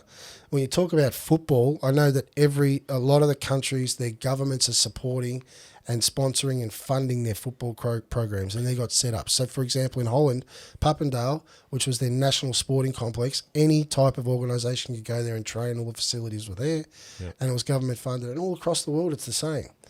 The AIS was defunded by the government purely based on financial aspect. I was going to say, it's got to come back to a sponsorship at some point too. You'd think, like some of these other countries obviously get big sponsors for sports that we don't. Like it's not popular here, or it's not on TV. It doesn't. No sponsors want to sign up for something if no one's watching it. Which we've said that before too, haven't we? Like, but then you get things that popped up lately with the netball. Just listening, it's just a head shake. Yeah. Oh, mate, I tell you, if we could get some people like that to funnel some money back into a system like AIS or something like that, it'd be fantastic. The AIS was, the government, I think what they've done is they've disbanded the AIS as a whole and said it was too expensive. Let's fund each individual sport separately. I saw something on Twitter the other day and categorised all the money that each code's getting, and the soccer's like at the bottom, right? Yeah. They're not funding us hardly at all. But then the netball one's bloody weird. Yeah, I'm not going to get into that one. I mean, it's like a lot of things that happen. You question how, why, I don't know. So, in your opinion, because you were heavily a part of the Players Association as such, why can't we get to a level like in Australia? I mean, Aussie rules is obviously the number one sport. Yep. NRL can't get to the Aussie rules level, but soccer is the world game. Yep. It's played everywhere in the world. Yep. Why can't we get to levels that they do overseas? Because it's not our culture. Is it just purely that? Because, like, if we talk about the pathways, what you were saying before, you can be in prep, you can be in grade 1, 2, and you can play soccer nowadays. Yep. There's a lot more younger kids, but what happens is it falls away. Simon, so football in Australia, anything in Australia. So we've got to go back to the start to try and find the answer to that question. Yep. Football, I call it football. Soccer was brought to Australia by, excuse my language, the Wogs. Yeah. Right, the Wogs, it's Wog ball. The Australian generation has been brought up with football and not even rugby league, like when we were growing up, right? What the hell was rugby league? We didn't even know what the game was. Yeah. But the media has brought it more to our attention now. We're familiar with it. It was always just Aussie rules. So when we talk about, and it will change, generationally speaking, putting all the pathways aside, the world game will get more prominence as the kids start coming through. It'll take time. And our parents don't want our kids playing footy or rugby league anymore because of what they read in the paper. That player doing that. Yeah. That's changing the mindset, right? The kids coming through will create the generation of a football-loving country. I think you're right. It'll be probably 40... The next 40 to 60 years, There's more it'll kids playing swing. soccer. But you look at America, though. Like America, 20 years ago, 25 years ago? Yep. What's soccer? Yeah. Who knows? But now Exactly. it's huge. That's what happens, right? Massive over there. But their government as well has thrown a lot of funding to football. Support, And they've set up across the country all of these specialist training complexes to develop their best talent. We've done none of that here. We've taken money away. Yeah. So to answer your question, it's going to be generational to bring it to number one because the kids are playing football. They're not playing any other game. Yeah. Their parents are driving them all to football. Do you know how much it costs to register a kid at an MPL club in Melbourne for 1 year to play soccer? Between $1,500 and $2,000. Oh, my God. 10, 12, 11, 12-year-old kids, parents are paying that much to the clubs so the kid can play soccer. And these kids are handpicked. So, for example, recently a lot of the trials were on. Essendon Royals, one of the junior clubs, had trials for their under-12 team. There were 800 kids showed up to fill 20 spots. Jesus. 800. That's to give you an idea of the demand there is for junior football big pool. in Melbourne. So they picked the 20 kids. Those 20 kids, their parents forked out $1,700 each. What do we do with the other 780 kids? This is the question. So they get filtered out to other clubs. So the NPL is only, I don't know if it's 10, 12, 14 clubs, right? They're called the specialist clubs. They're supposed to have the best coaching and the best setups. They're not much better.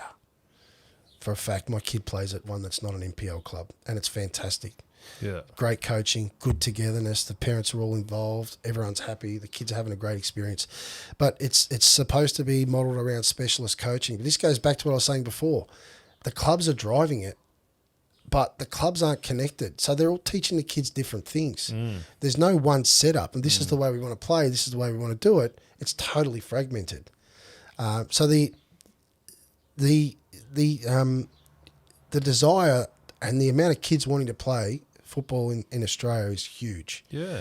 But the government, if they're fair income about it, and if Football Australia is fair income about it, we set up again in each capital city, like a VIS, bring it back, set up specialist and actually have a structured process to grow the kids. Because the guys, and I'm not speaking out of school here, many would tell you this, the boys that played in the World Cup this year, that just got eliminated yesterday, were probably the worst technically gifted squad we've ever taken to a World Cup. And if you watch them closely every game, they struggled to put 5 or 6 passes together. Because there was no names, there was no outstanding players from a quality perspective. But what made us so good, and I didn't expect them to take 1 point. I didn't think they'd win a game or draw a game through the group stage. I was so wrong. Because what we didn't take into account was, although they may not be the best squad, they were one hell of a team. And they were together, and they had spirit, and they fought and scratched, and real Australian spirit, and they did so well. They actually outperformed what their abilities suggested they should. There was a lot of criticism at the start of the First game. to start with and say how are we going to go anywhere with these guys, sort of thing. Well, they, to some extent, I reckon they got stage fright firstly, but I reckon Graham Arnold learnt a lot from that game about the Aussie spirit, because we got in front and then it was almost like, geez, what are we doing in front? We shouldn't be in front. We'll just drop back. And Arnold pushed them back and said, let's defend for 75 minutes against France, the world champions. Not going to happen. Cop 4. So in the next game, he said, we're not doing that. Let's go out and attack. Play like winners. Yeah. Against Denmark, the same. We're not doing it. Let's fight. Argentina, the same thing. Mate, if Messi didn't score that goal in the first half, they didn't have one shot. They had one shot in the first half, and it was him, and he scored. And then the second half, they did much better, and our boys did well too. But that squad was, there's been much better squads that have gone to a World Cup than that one. Yeah. They did all right, though. So they got... Very proud. Yeah, very proud. They were exceptional. So you were up every night watching? Yeah, absolutely. After the France game, I was like, might not get up again. But yesterday morning was awesome. Yeah. I woke my boys up, Luca and Marcel, 4:30. I rang my oldest son, Jadel, the day before. I said, mate, you want to come with us? We're going to go in to watch the game. He said, no, Dad, I'm going with my boys down to the beach. I said, no worries. Don't blame me. Go do that. Yeah. So I woke the boys up at 4:30, and I was half expecting them to say, nah, Dad, I don't want to get up. I don't want to go. It's too early.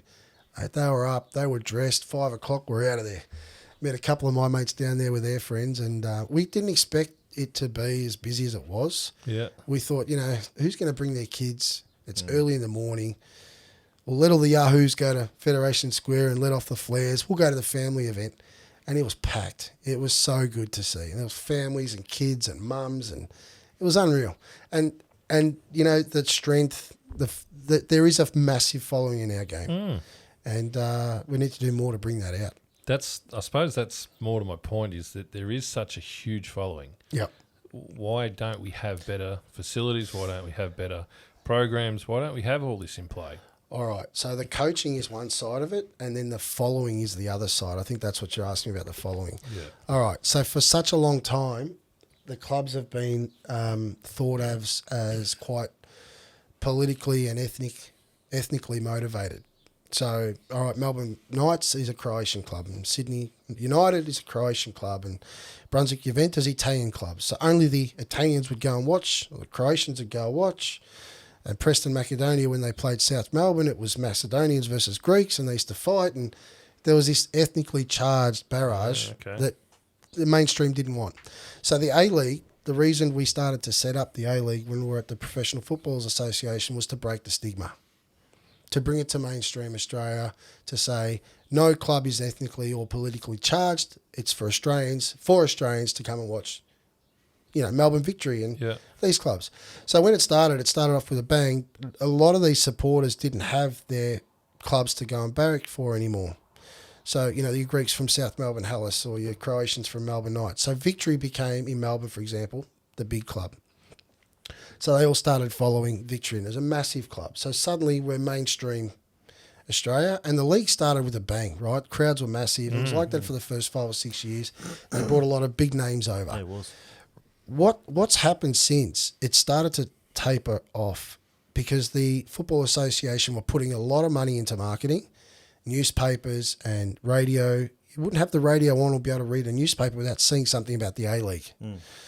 So the clubs started fighting back, saying, listen, you guys are spending all this money. We want it to come back through to the clubs, through their media rights.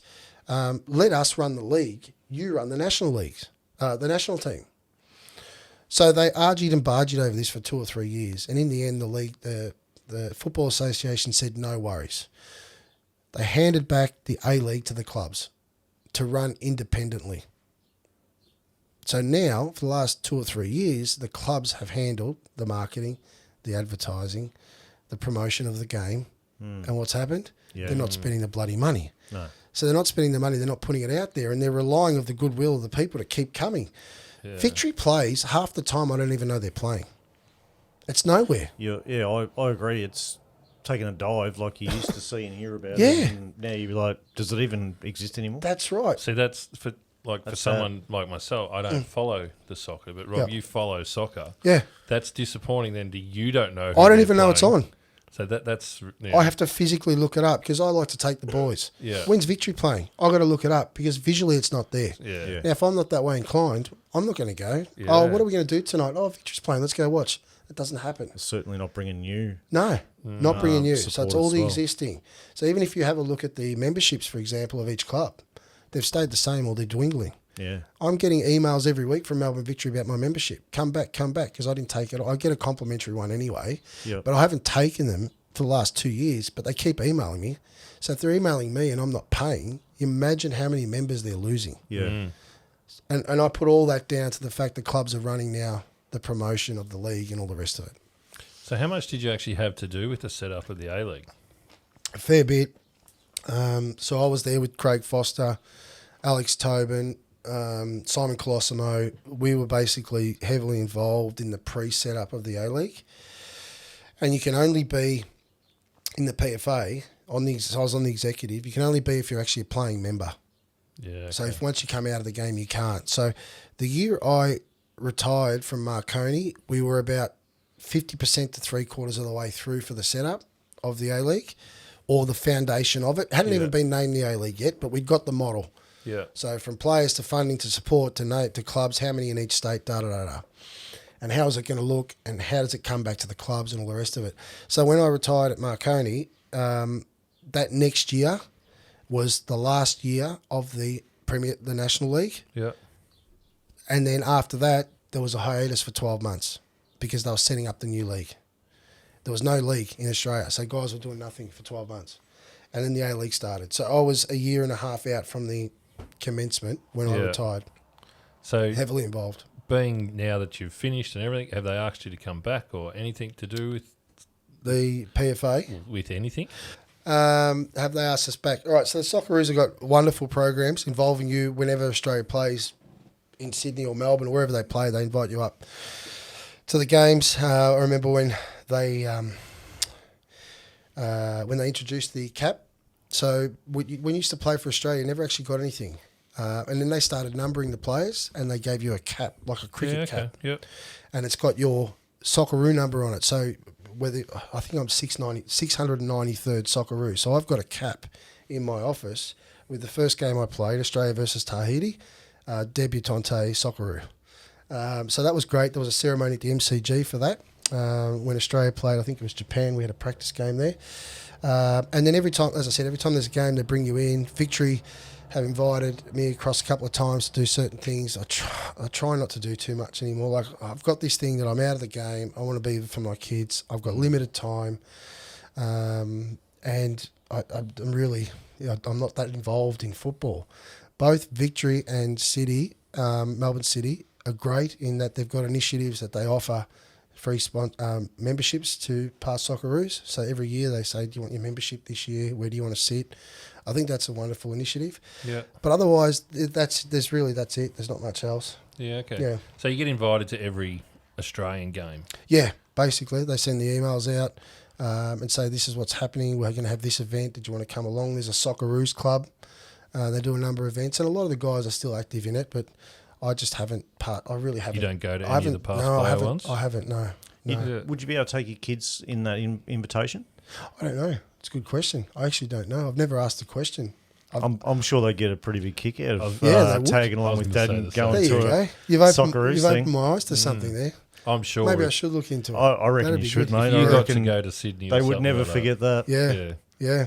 That's a great idea. If you got I'm invited, glad to it came on. Yeah, that's fantastic. No, that's a good idea. Yeah, it is. So, yeah, I'm sure if you got invited to Sydney or something like that, your kids would love Yeah. it. Yeah, I'd love to go. And as you know, you got older ones and younger ones. You Yeah. know how quickly they grow up. Yeah, that's right.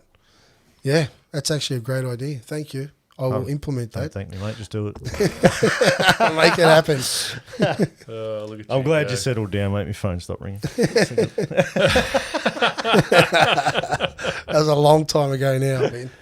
So, Robbie, before we wind her up, so you're in real estate at the moment? Yes, So, yep. And it's your own business or It's a not- partnership? as It's not such? my So- own business. So Nelson Alexander's a 16-office company. Yeah. And we've got a partnership structure there where I'm a partner in the Northcote Reservoir and Preston office. So myself and 7 partners in those 3 offices. Yeah, okay. Yep. We run them, we collaborate, we structure, we run our teams. It's pretty full on these days. It's changed a lot. I think any industry's changed a lot now, especially with HR.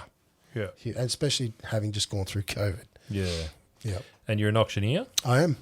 Yeah. Give us some words as auction. Come on, mate. I'm a little bit more spontaneous than that. You got to give me something as an auctioneer. There's one I like to say. It's a little bit cheeky, and you got to say it at the right time. And it's like, To know it's the right time. it's like, sir, if you bid above them and then they bid above you, it's cost you nothing. You should buy the house. What's the worst thing that could happen, sir? Bid above them, and then if they bid above you, it's cost you nothing. It's cost you something, but not you. And they always get another bid, and people laugh. They go, "Oh no, yeah, if I do bid, that's right. If they bid, but that's a silly one. There's so many different lines, and really, I don't prepare a lot for my auctions. Believe it or not, I show up, I look at the house, I go, right, I want to talk about today for this one, and I do that 4, 5, 6 times every Saturday, and every auction is different. You do that many on a Saturday? Yeah, because I don't just do mine. I'll also do my colleagues. Will say, Rob, can you do this one for us? Can you help me out? Yep. So that's why my voice is the way it is today. Not also because of the soccer yesterday morning. Yeah. So do you get the whole really fast lingo going? Yeah. But it's not like, you're talking about the horse auctions or the car auctions. No, it's not like that. It's not like that. But I actually very rarely talk about the house. Figure that out. We're auctioning a house, and I very rarely talk about the house itself. It's all about the money at that stage. So it's about people have turned up know about the house. What don't they know? Yeah. Do you know that they have a Christmas party every year in the street, and they close it off, and they put a table there and a beer can there, and there's kids riding bikes and kicking footies? Do they know about that? But because they know it's 4 bedrooms, 2 bathrooms, it's a weatherboard, it's been painted, it's been restumped. They know all that. They've seen it 4 times.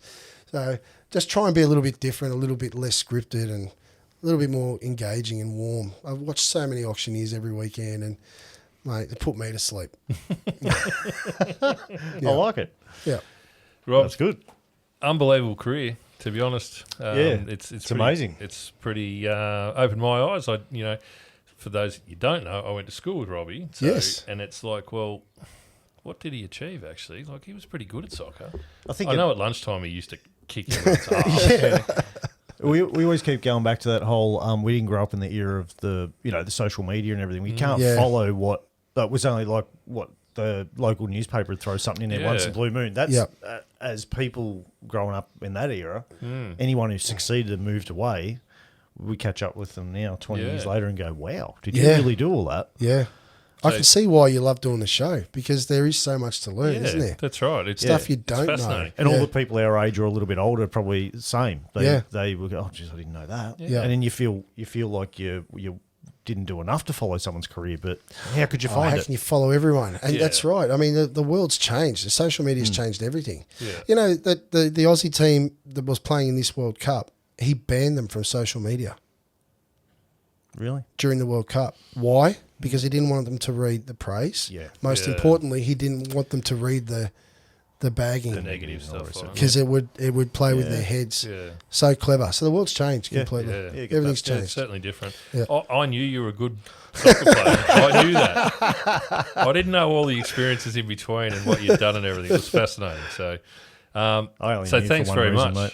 It's been great to be here. Thanks for having me. It's just we shared a name, that's all. Yeah, we did.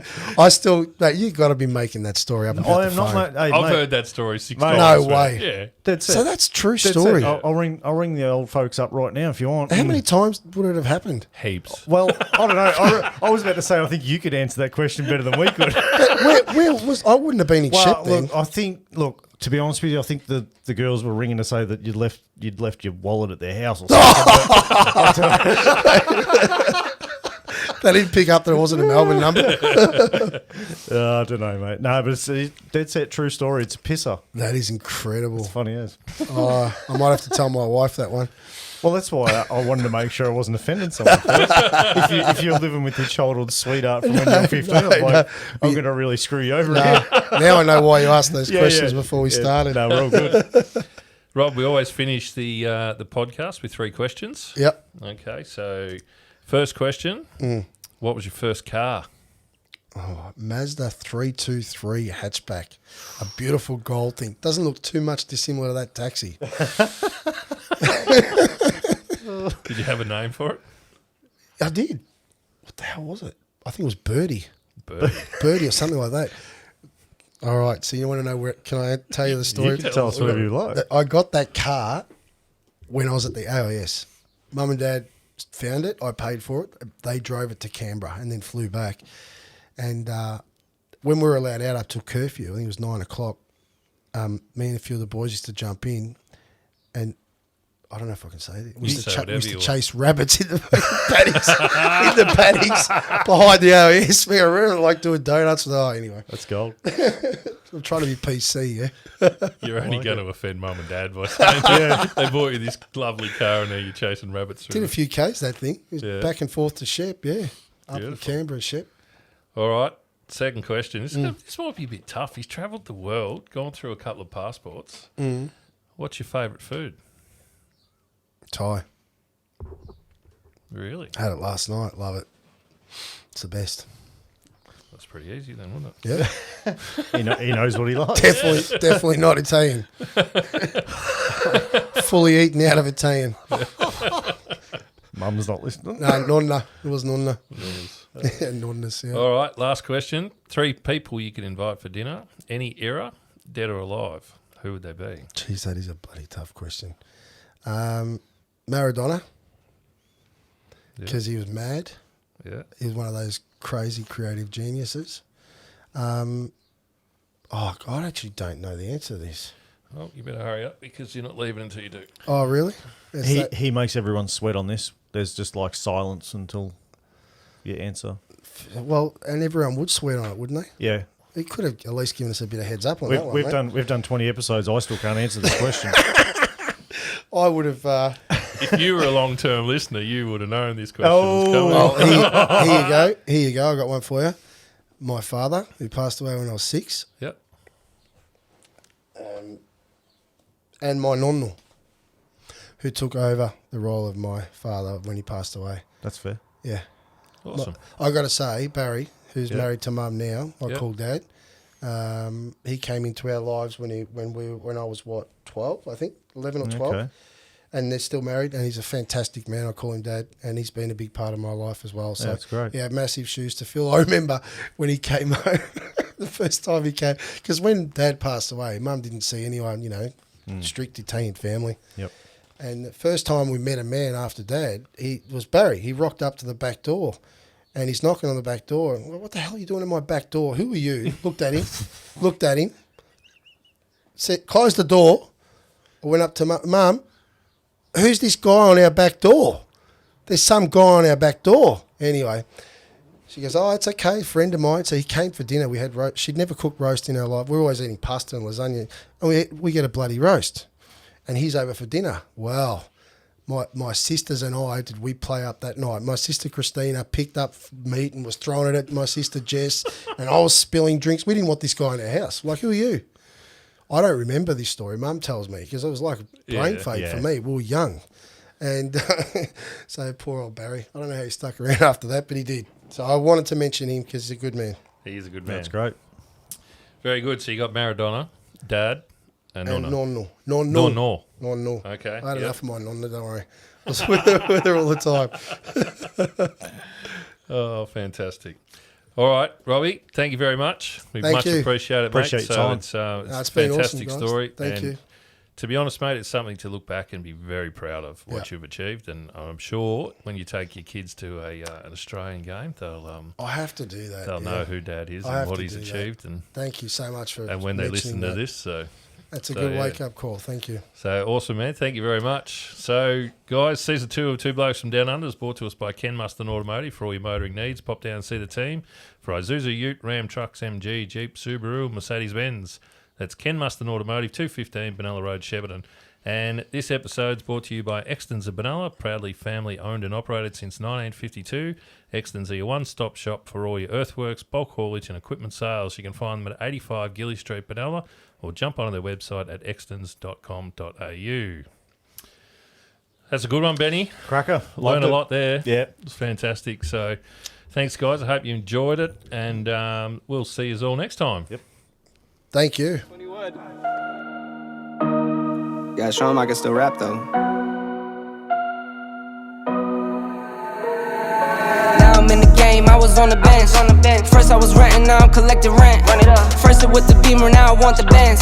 Spending all the back like here I go again.